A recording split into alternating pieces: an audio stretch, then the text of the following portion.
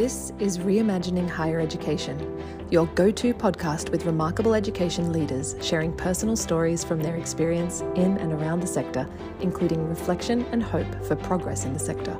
With your host, Dr. Ashraf Mahate, consultant in the areas of international trade, export promotion, inward investment attraction and entrepreneurship, Fellow of the Royal Society of Arts, and member on Studiosity's Academic Advisory Board. Welcome. Today, I'm delighted to be joined by Professor Yousef Haik, a distinguished leader whose insights and experiences are helping to redefine higher education as the Vice Chancellor for Academic Affairs at the University of Sharjah. Welcome, Professor. It's certainly a privilege to have you on the podcast. Thank you very much for the kind invitation. I look forward to the talk. Thank you. Professor, I went through your background, and it's very interesting. I'm an economist, so I always get excited when I see engineers, because I think engineers have such a very exciting profession. But also, they have a very different way of looking at education. And I've interviewed university leaders from different academic backgrounds. Now, I realized that you studied at Florida State University. So education was very different for you. What was it like being an undergraduate and a postgraduate student? My undergraduate was at the University of Jordan. Then my master and PhD were at the University of Iowa and the Florida State University. In Jordan, at the time when I enrolled in engineering, the education system in Jordan is competitive because at the time, the number of universities in Jordan was very small. That competitiveness ensured that students to get in the discipline that they wanted must be well prepared and attain the credentials that allow them to enter the university. Compared to now, there is a big difference. There is a massive number of universities with different options to schools, to students, different options of the programs that they can enroll in. The perspective of the job is different. So in my time, if you are a high achiever, the two disciplines that you have option to go to, either medicine or engineering. I was eligible for both, but I chose engineering to avoid the smells of the hospitals. So for this reason, I became an engineer, and subsequently, to think about it, I am more of a physics and math person than a biology and a chemistry person. So it was the right choice. Subsequently, when I went to the University of Iowa, it was definitely a big transition from Jordan to the United States. Arrived, I'm not sure whether you know the geography and the weather in the United States, Iowa in the mid-state, and I arrived in January where the snow was about 1 meter high. Snow in Jordan, you see it only in the mountains. You don't see it where I live. So that culturally, environmentally was a big challenge. However, I was able to manage to go through the master degree program and subsequently completed my PhD at the University of Florida, all in mechanical engineering. Wonderful. And I think under the Jordanian system, I would be a total failure because I'm neither good at medicine or neither good at engineering. But I noticed that you moved from a Jordanian system, which is very competitive, to a Midwest university and then a Southern university. So there were a lot of aspects of teaching that you acquired. Which of these do you think are important and that you now try to instill in your teaching and also those of your staff? Definitely, it is different systems between where I studied and where I also taught. Each institution try to build its own environment that suit the student population that they serve. In Jordan, it is very competitive to get in. It is competitive to stay, competitive to graduate. Students have to put a lot of time and effort in order for them to succeed. In the United States, because of the diversity and availability of different degree programs, you find that the challenges that you go through as a student are a bit different. Now, rather than you compete for the grade, you try now to compete for publishing papers, understanding the science, contributing to science. It's a different paradigm than from books to journals. And when you go to the PhD, now they prepare you to become a colleague. So the level of challenge also different. Now, projecting this to the current situation where I am, and the environment that the University of Sharjah tried to instill in its students, I can see a mixture of all of these. We are trying to shape the students for the current job market, where they have to be ready to assume responsibility without having to be putting a burden on the companies where they're going to serve to train them or retrain them again. So the pursuit of knowledge, the eagerness to attain become a part of what we try to do for our students at the University of Sharjah. And that goes also to the faculty. The university is pursuing its mission to become an international research university. That put also a mission on my office to ensure that we have what it takes for the faculty members to become what we need them to become, and to ensure that the university will be put in its right position. Again, the bottom line, whether it's University of Sharjah or other, you have to customize the environment to meet the requirement of both the students and the faculty, and to prepare the product, the students, to meet the demand of the job market and the society. So they become very active, contributing to both. It's a very delicate balance, because on the one hand, you need the students to be independent learners. You want them to have the joy of knowledge, right? To sit in the library and read. But on the other hand, you don't want them to be theoretical people. You want them to be practical solution solvers.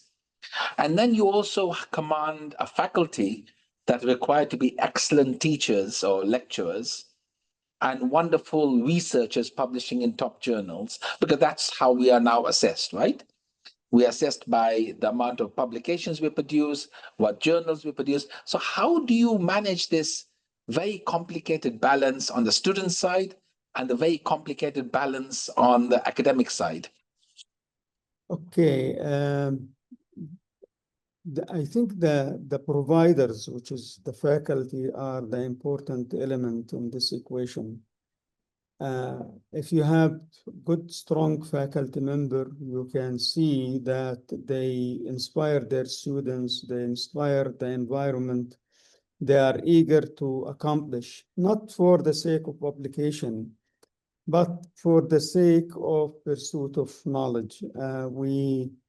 When we attract faculty members, we look for these qualities. We look for people who are very independent, people who really want to contribute, people who can think on their feet. They are independent researchers.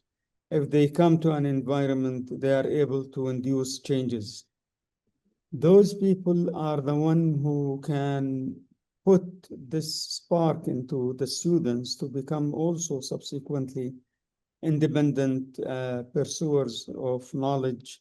If that happen, then the students themselves will become faculty and they will contribute back to the faculty and the institution to make this combination a very successful mixture. So the short answer to this complex question, you have to attract the right talent that will help the institution, will help the students, make the environment conducive for them so they are able to produce, attain their full potential, help the ones that need a little bit of help to get on the right path, and at the same time, ensure that all of this combination is put together to serve the students, the primary product of any university. I really like that approach, seeing the providers and the output, right? And I also love your emphasis on helping the students who need extra support. Because really, the good students, I think the amount of value addition that we do to them is marginal. I think as academics, we really make a huge impact on the middle and especially the bottom rung of students, right? How do you help the bottom students, the ones for whom perhaps a module or a series of modules is a struggle, those who need extra attention? Let me just take your first point. I think the students who are, as you suggested, the top performers, they don't need much from us. Maybe from the point of view of how to study, but those also need nurturing to ensure that they continue to be on the right path, to continue that you shape them for a brighter future that they are able to continue to achieve, even when you feel that they don't need you. Some mentoring always necessary for those students. The middle students are the ones that probably is the largest group that you have to always balance for those or balance around those students. Students who struggle and they need help, at least within the University of Sharjah, because we believe we are a national university that is put together to serve the national students. Eventually, they need to be prepared to pursue their potential. So we put different programs to help these students, whether it is one-on-one tutoring, whether they need more support in the classroom, maybe they need a little bit of more help to ensure that they get the information either from their peers or from the other systems that the university provide. Because at the end of the day, those are the ones that usually universities put policies to help. The ones that who are performing well, you don't really need much policies because they are cruising through the system without much intervention from the system itself. So one thing that we developed in addition to the tutoring, we developed what we call advisor champions. So we get faculty members, we train them how they become advisors. For this group of students, which we call them at-risk students, to ensure that they receive proper mentoring, proper guidance, and to ensure that they are in the right programs. Unfortunately, despite the amount of information that is currently available for the TAP programs, selecting a program that suit the capabilities and interests of students remain an issue, not just in Sharjah, but almost internationally. You find when I was in the US, many students, they choose a path, then 2-3 years down the road, they decide to change because it is not for them, as they state. We try to capture this as early as possible within the University of Sharjah to ensure that we put them in the right program that meet their capabilities and their passion. And that is a program that helps these students in particular to reshape, to get acquainted with what suits them best. So they get a fresh start if that's needed. And these advisors in the colleges, the advisor champions, are there to help them, to guide them, to ensure that they get what's needed to succeed. That's really reassuring. I mean, I really like the idea of creating this list or some way of monitoring student progression to find the at-risk students, and that's very, very proactive. Now, Professor, you have a very long and very deep and rich experience. From this experience, what do you see currently as the challenges and the opportunities in the higher education sector? The challenges, I think, I don't think it is just for us in this region, but internationally, the massiveness of the number of students that the university need to educate. That, on one hand, it is for universities that seek to increase their budget is a blessing, but at the same time, it put some pressure on the universities to ensure that you prepare sufficient number for the job market. You don't need to flood the market with certain disciplines, and at the end, you are the one that causing unemployment in the country. So this is one big issue. I believe universities have to have more of a predictive tool to ensure that what we get the right amount, the right number of students for the right future jobs. And this become these days a little bit more difficult than what it used to. With the advancement of technology, and new types of jobs are being created. These jobs, in the past, it used to be years before they become obsolete. Now, it's truly crazy. Sometimes you feel that it is only months before it become obsolete, because the new types of jobs merge, and it become as an educator and responsible person to ensure that you are always current. You have to march your prediction tools ahead of what's currently or being utilized. So on one hand, this is a big challenge. On the other hand, this is a good and great opportunity to reshape your current programs, the programs that you believe maybe, I don't want to say these programs in the past, because always you need some of those to complete of what you are offering as a university. But again, it is a challenge to ensure that, or an opportunity to ensure you have that diversity within the programs that you are offering. That said, you need to have well-prepared educators who are ready to take this challenge forward. So if you don't have, you have to create programs yourself at the university level to shape some of the educators you have to march along with the new programs that you want to put. This used to be with all universities. All universities evolve over programs. The only challenge now is the time scale. Time scale become very short. You cannot afford to stay 2-3 years preparing people to assume responsibility. That's become a luxury. So you have to create the prepared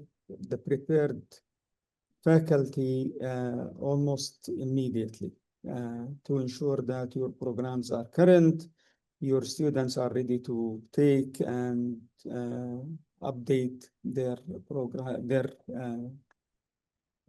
wealth of knowledge that you give. One approach that we designed within the University of Sharjah is to create what we call certificate programs.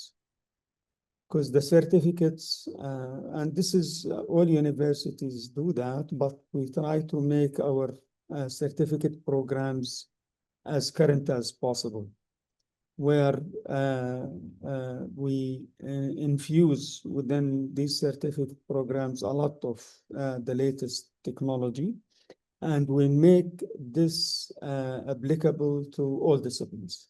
So a student in history who want to learn, let's say, about AI will find a certificate that suit his desire or his passion, and he can learn within few months. He will be equipped with the basic and necessary programs to get him going. That doesn't mean he will become a programmer, an AI programmer, but he will become an intelligent user of what he can find around that will help him to perform better in his future job.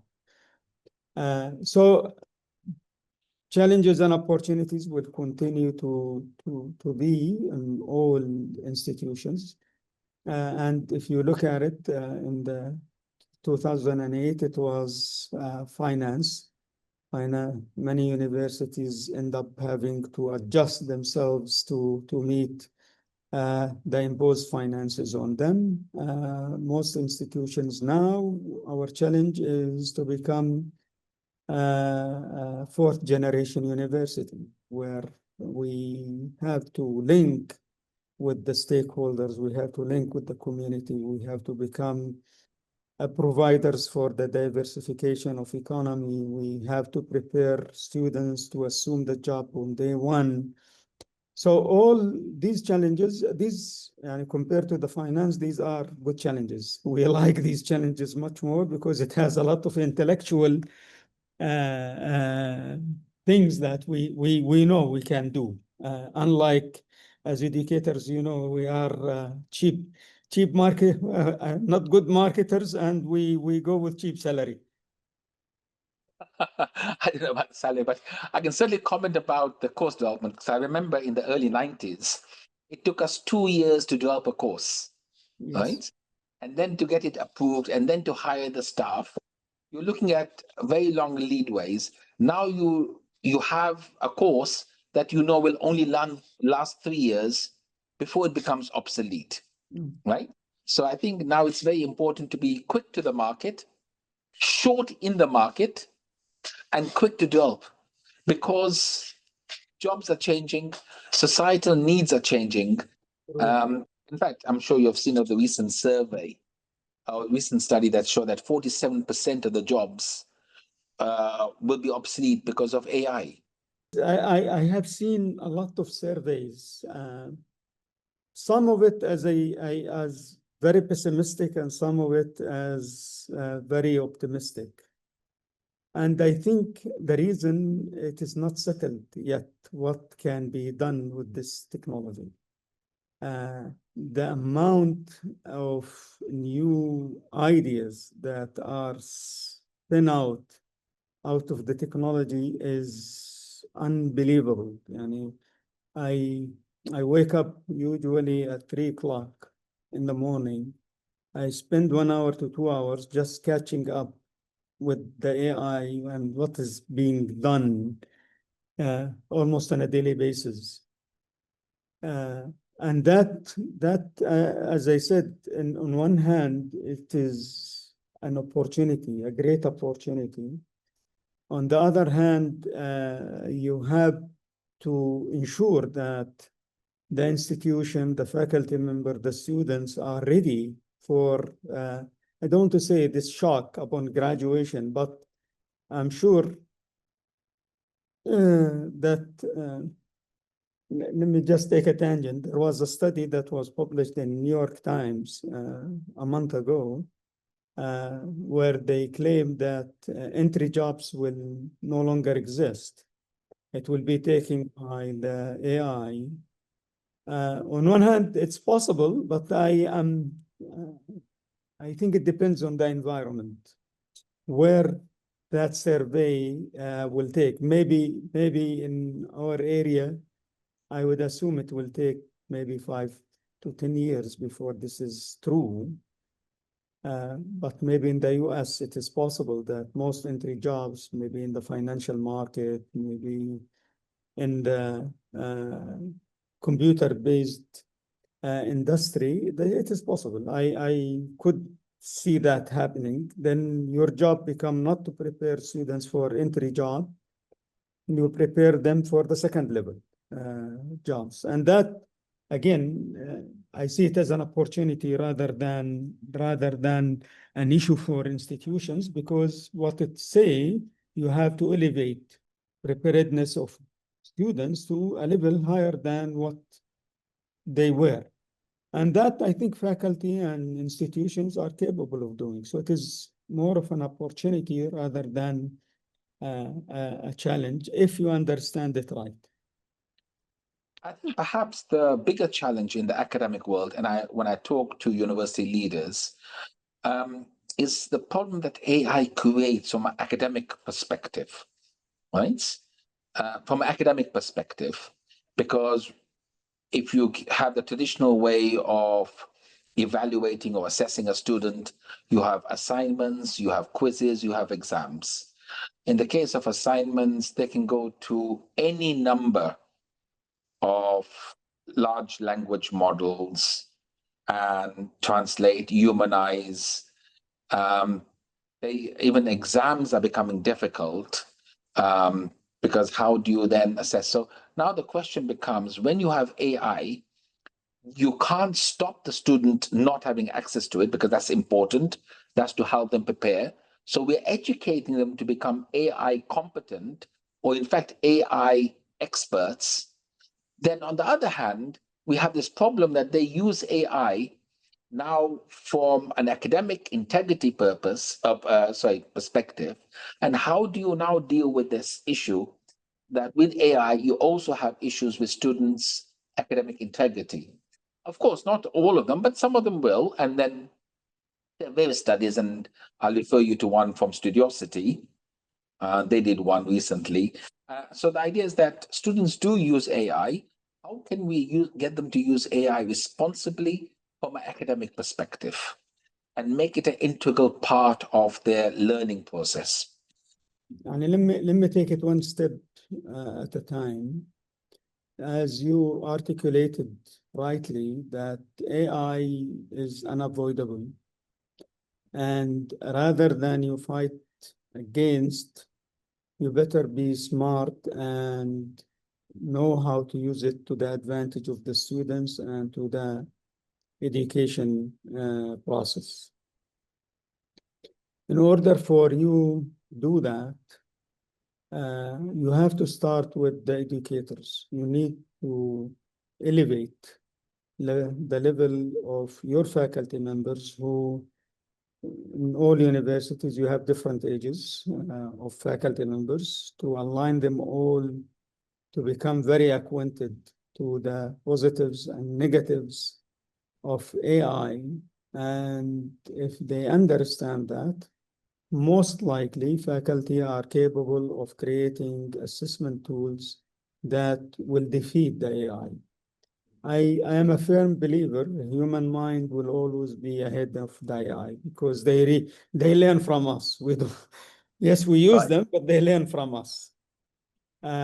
So for that, at the time when the first AI popped up, we as a university start to make workshops for all faculty members. Initially was to get them acquainted with the tools, to understand positives and negatives, and how they discover if there is a need for discovery of students utilizing it. But from the get-go, we always said students need to learn how to use it. We never said, no, stop it, ban it, never. We said students need to learn how to use it, but use it responsibly.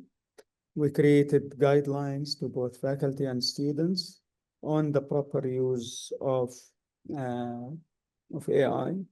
We conducted more than 1,000 probably workshops between students and faculty members to ensure that they understand. We took it to the college level because, you know, in Sharjah, we have colleges that only in Arabic, colleges that in English, so we talk to everybody. Then we created workshops on the better use of AI, created workshops on how to create assessments that defeat AI. We created tools that we gave to the faculty member that they can or it can help them to ensure that the instruction is right. So in terms of the integrity, this is a big issue, not just for students, but also for the education community as a whole. I'm not sure if you are following. There is a lot of retracted papers now generated by AI, publishing companies. Some of them, they put reviewers who are AI enabled and others are banning this. So as I said before, I don't think the utilization is and where is the limit has been settled yet. I think we're still gonna go and try to find ways for the better use of AI, including an assessment. There could be ways that AI can help you to prevent students from just copying what you think that they are copying. Also, we, particularly in the upper level courses, we turned into the discussion and question and answer face to face to ensure that if they get something written using AI, they understand what they wrote or what they copied from the AI. Because at the end of the day, we want to ensure that they understand what they are providing you. And the type of exams are also changing in the University of Sharjah. So I am sure integrity and fight against integrity breaches will continue. It used to be Google, copy and paste from Google. Now we have AI, copy and paste from AI. Google, we were able to defeat it, and we were able to find ways where we discover integrity or misconduct problems. With AI, I think it is the same way. Eventually, it will settle also along these lines that even if you humanize it, you'll be able to find whether the student is capable or you just copy and paste it, the answer. I like your approach of where you say that you incorporate AI in the learning process. Because when I look at students or even my own children, they want information now. I mean, they're not the kind of people of our generation. We used to walk to the library, find a book, read the book, and then absorb the information. They want immediate gratification. So I think one of the approaches is how do you use AI as part of the learning journey? So students do a first draft, they get it checked by AI, they do a second draft, and the learning process is the changes they make. What do you think about that? I do agree with you. You are focusing on humanities aspect, but we see the same thing also on the science and computer science. In particular, now codes are written by AI. You don't need to write the code using your own intellect. As I said, the focus of the questions on the assessment, how you could develop reliable assessment tool that allow the students to use AI without jeopardizing the integrity and rigor of the education. My feeling, and I see it within the university, it is discipline oriented. Take law, for example. Law depend heavily on writing. The challenge that you give them and the way you force them to articulate their answer in the class verbally after they submit to you something in writing could help students to understand what AI gave them right or wrong, Right. and if it is wrong, what is the right. Similarly, take computer science, you could uh, give allow the student to present the code, take the code, change something in it, let them debug it. If they Right. don't understand what they giving you, they are not able to debug the code because simply they have no idea what you implemented in it. One other approach, which some universities try to utilize now, is to customize the AI within the institution. So they build their own customized large language models that will help the students for their own curriculum. We tried that with advising processes. We tried that with some of the courses, particularly in the health sciences during training and internship, because those are student specific. When you put a student to train in X is different than a student train in Y. And by doing so, if you use AI to help the student to understand better during the training session, that on its own is another assessor that is going along with the student to guide that student during the training session. Because you cannot afford a faculty member to go with each student in the training sessions. Now you have a guide that helps the student through this exercise. Similarly, in the medical field, they have their own specialized tools that will help students understand anatomy or physiology or even biochemistry. So some of those for the challenging disciplines, they become very beneficial tools for students to understand the subject matter. For those in humanities, I told you, you can make it subject specific and let them, as you suggested, go for round 1, round 2, round 3 till they perfect their essay. Or you can make it, let them submit, then it is a group discussion and challenge of whatever you present through the discussion to ensure that the student really understand what is going on. It is not just perfection of writing. It is not the grammarly only. It is a little bit more. It is the intellectual ability that we are trying to put the students through. And that go along with what we talked about before, that most of the entry jobs will not be needed because you need to assume that your students have the skills for the entry jobs. That's why you put them on the upper level. If the skills of if the entry jobs are going to be taken by AI, your graduates need to understand what AI is capable of doing at level 1, so you can build. Right. So again, I see it is an integrated, not a challenging, it is an integrated process. You need just to put the students to the level that they understand that it is not a challenge for you to get into the job. It is a challenge for you to compete with this AI tool that you're supposed to be on top of it, not under it. I love the competition part. And it also goes back to the first sentence you said in this podcast is that you went to a very competitive university. I like the whole idea. But I'd like to now take a more general approach. What would you change, or what's something that you would change to improve student life currently? The type of students we are getting are definitely different than the type of students we were.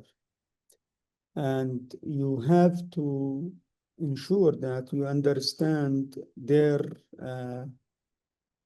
background, their baggage that they are bringing into the university, and how you can improve on that. You said it, these days, although maybe the schools are not catching up with AI as they're supposed to, you will find kids in the school come with AI knowledge, sometimes compete with your faculty members on how to use these tools. They bring tools maybe your faculty members are not aware of. So to bridge that age gap and knowledge gap between and the tools is a challenge that universities must equip the faculty and staff with.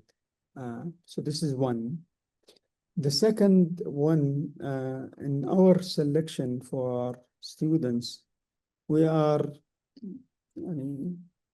a little bit competitive. So go back to the word competitive that you like.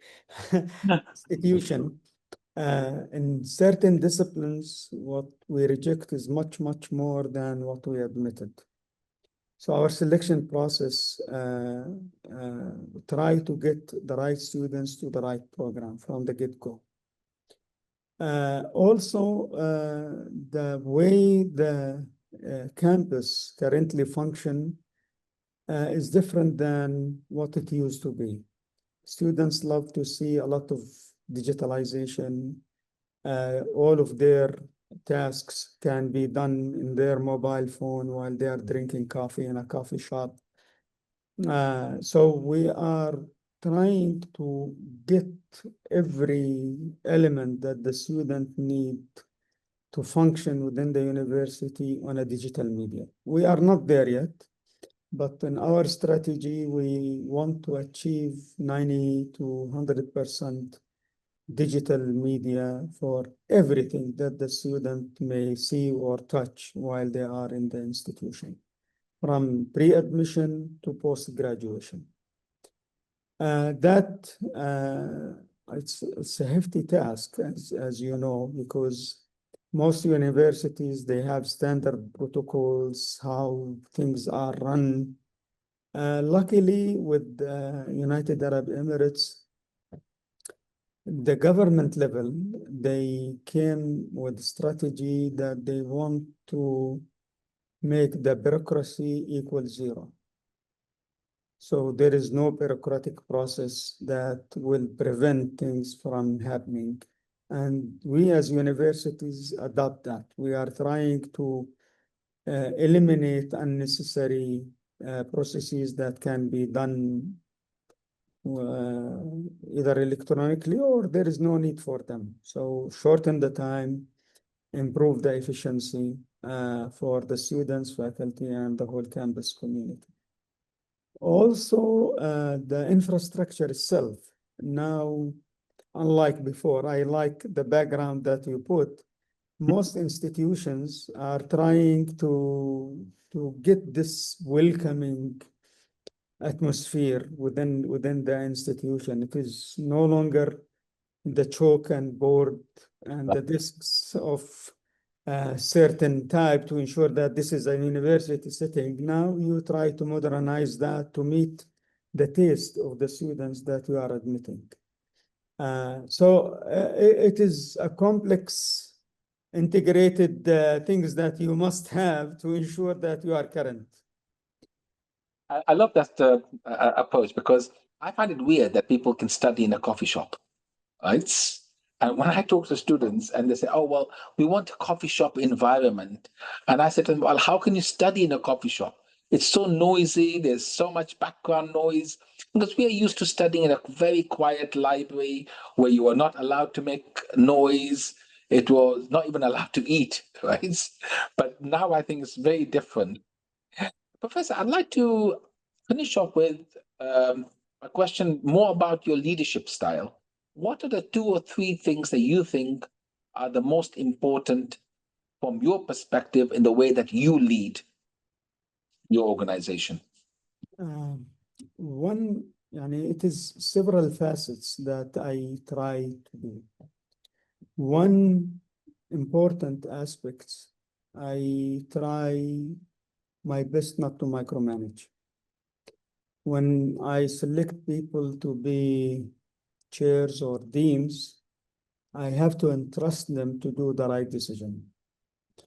And it has to be that way. Otherwise, you will end up doing the job to the level of the department chair.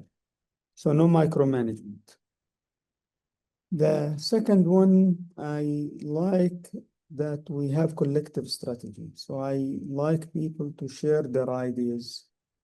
That doesn't mean they dictate the idea that the university need to go, but sharing usually bring coherence and build team approach among all constituencies that you are trying to serve, and providing the right tools for them. It is not right to give them a task or without the right tools in their hand to ensure that they are able to deliver. And finally, I have to be current. I always look that I have to know how the dynamics of the institution, the dynamic of other institutions, to share with the colleagues, because they usually get busy with their daily routines. Somebody need to tell what must be done for the institution as a whole. So collective approach, no micromanagement, sharing the strategy, make them part of building the strategy, and trust these people and hire people who are smarter than you. No doubt, this will always be a good approach to help the institution. I always love to have people who can bring good ideas to the table, because at the end of the day, our goal is supposed to be the same. We are here all as employees to serve the university and the students. So bringing people who are good, have good ideas, always a good thing to the institution. As I finish, I've seen your profile. It's absolutely amazing. So I don't know how I should ask you the next question, but I always ask the question, what advice would you give yourself 30 years ago, right? And what advice can you give somebody who is now a young person, a young leader, perhaps in university, perhaps not in university, how to become as accomplished and as successful as yourself? My advisor used to tell me, and I believe it, persistent is the secret of success. Don't give up easy. There is no road that you take in your career that is smooth and uprise. You're gonna always have challenges, but again, the persistent is the secret of success. You have to keep up with it. If you fail, stand up again and keep going. 30 years ago, I thought about this actually before you asked the question. Would I have chosen another career path if I am given the opportunity again? My answer would have been no. I like where I am now. Yeah, there was sometimes where I doubted, but I now believe that I took the right path, and if I have to do it again, I wouldn't choose some other path. And what advice would you give to young aspiring leaders? Don't be overambitious. Be patient, learn, and learn from your mistakes. Don't feel that the end of the ladder is next step. The end of the ladder is still way ahead of you. So don't make very large jumps feeling that you're gonna be on top, because that is not the right approach to reach to the top. You have to take it one step at a time, learn from your mistakes. Get a mentor if you really need some guidance, and don't be afraid of asking. If you don't ask, you will never learn. I love that. One step, but you'd never reach the top of the ladder. I love that approach. And patience is, of course, the most important thing. I think it's amazing advice. Professor Yousef, it's been absolutely amazing talking to you. And I'm sure we could go on for a lot longer. But I'd love for us to meet again and to carry on some of the themes that we've discussed. Pleasure is mine. Thank you for the opportunity. You have been listening to Studiosity's podcast, Reimagining Higher Education, candid conversations within higher education, sharing stories of leadership, change, and best practice in teaching and learning. Visit studiosity.com.